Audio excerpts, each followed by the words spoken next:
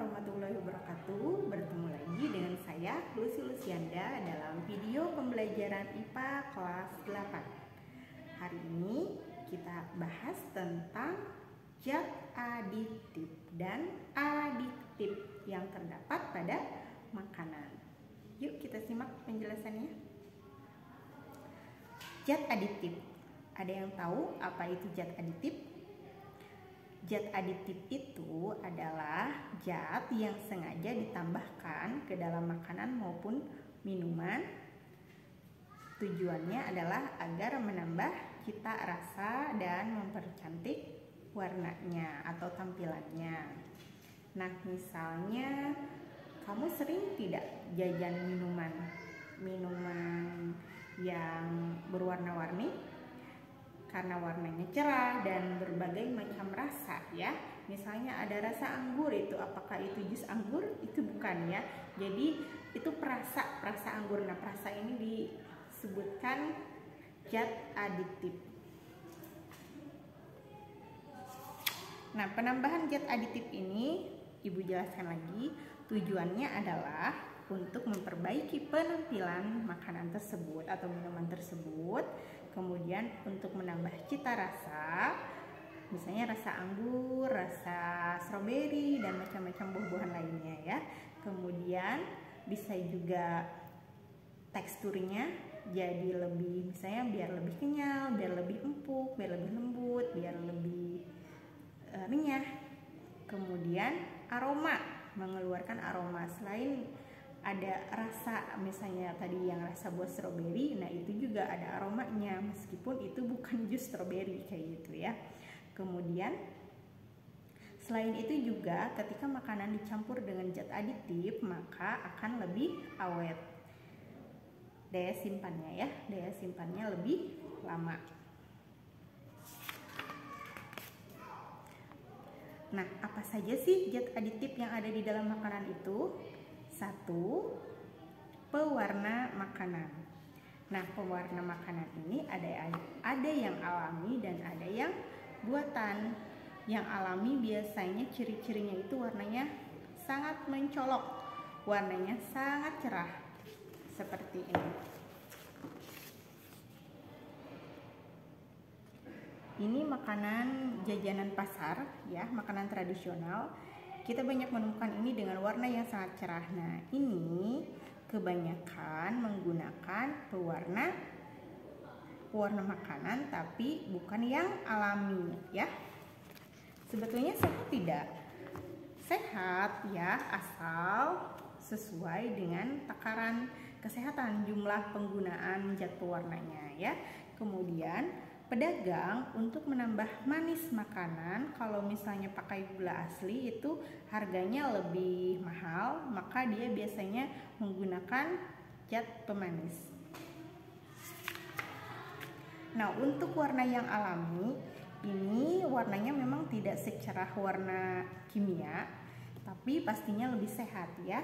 Pewarna alami dalam makanan biasanya menggunakan untuk hijau itu bisa dari daun katuk, daun pandan. Untuk warna ungu misalnya bisa dari anggur ya, arben, atau misalnya pengen warna merah bisa dari buah naga, warna kuning dari kunyit, atau dari buah-buahan yang memang memiliki warna tertentu ya.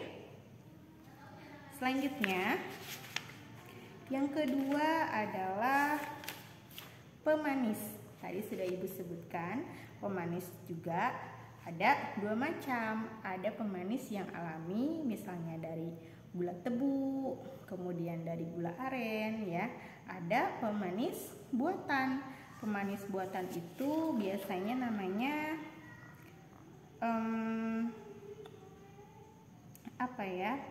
sakarin ya.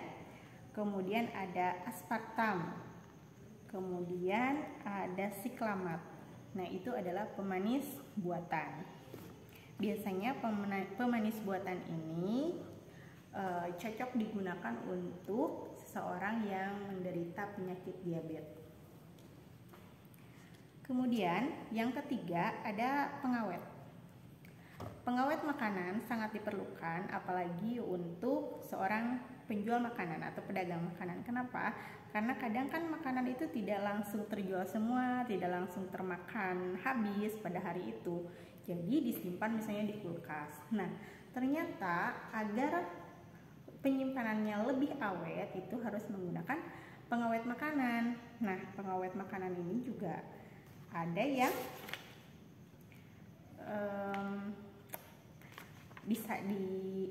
bisa dicoba oleh kita menggunakan misalnya ikan.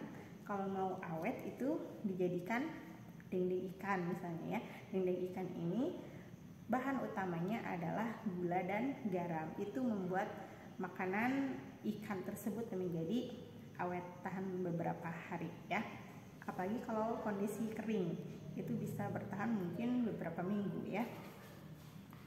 Nah, kemudian roti ya. Roti juga memakai pengawet karena roti itu gampang berjamur.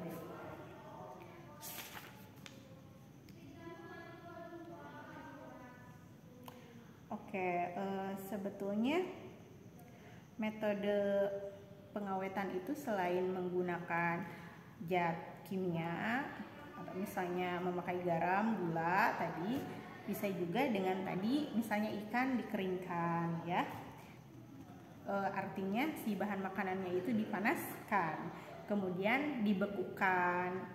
Ada lagi misalnya diasap ada kalau misalnya kalian tahu ada sejenis makanan yang memang diasap kalau bahasa Sundanya digarangkeun, diangin-angin gitu ya. Itu juga bisa mengurangi kadar air di dalam makanan tersebut sehingga menjadi lebih awet.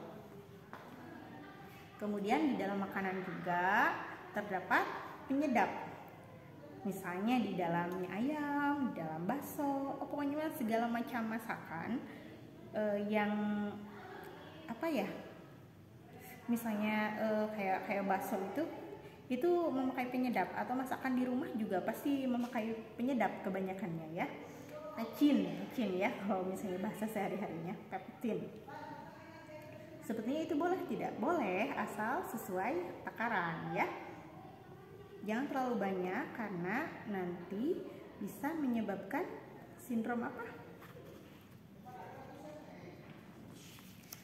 ya, ibu lupa.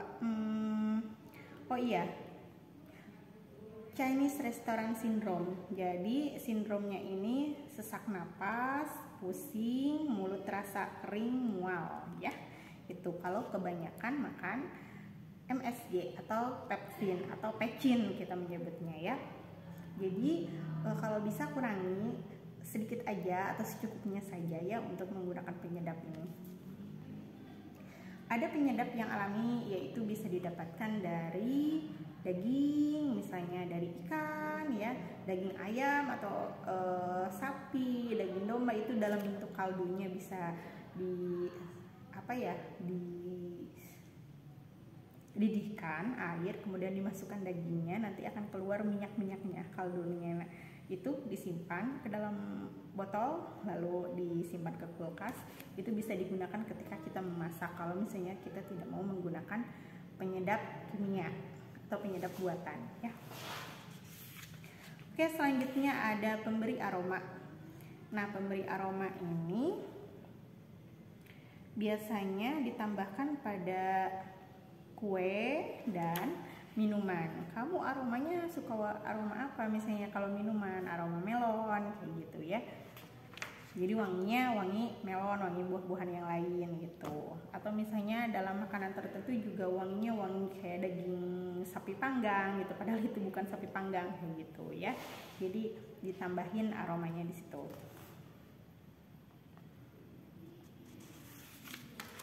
Kemudian ada juga pengental.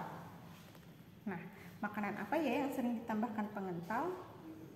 Misalnya dalam kuah capcay itu suka airnya jadi agak-agak kental gitu. Nah, itu menggunakan tepung maizena atau misalnya tepung terigu juga dalam jumlah yang sedikit agar tidak terlalu cair saja air capcaynya ya, air kuah capcaynya itu bisa jadi kental. Kemudian Pengental juga ada yang bisa kita dapatkan itu di dalam bubuk agar-agar misalnya, atau menggunakan gum, atau menggunakan gelatin, atau misalnya menggunakan pati. Kemudian yang ketujuh ada pengemulsi. Pengemulsi itu apa ya? Pengemulsi itu bahan tambahan yang dapat mempertahankan penyebaran atau dispersi lemak dan air.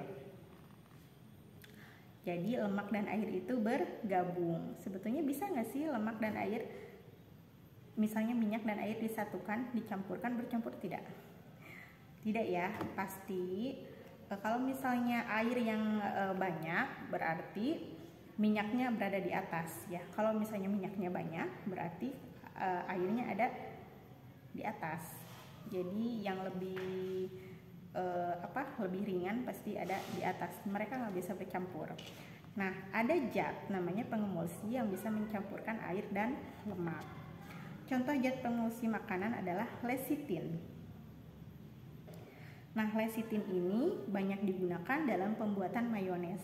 Nah, yang suka burger misalnya, atau yang suka kebab, sosis bakar ya, pasti senang yang namanya mayones.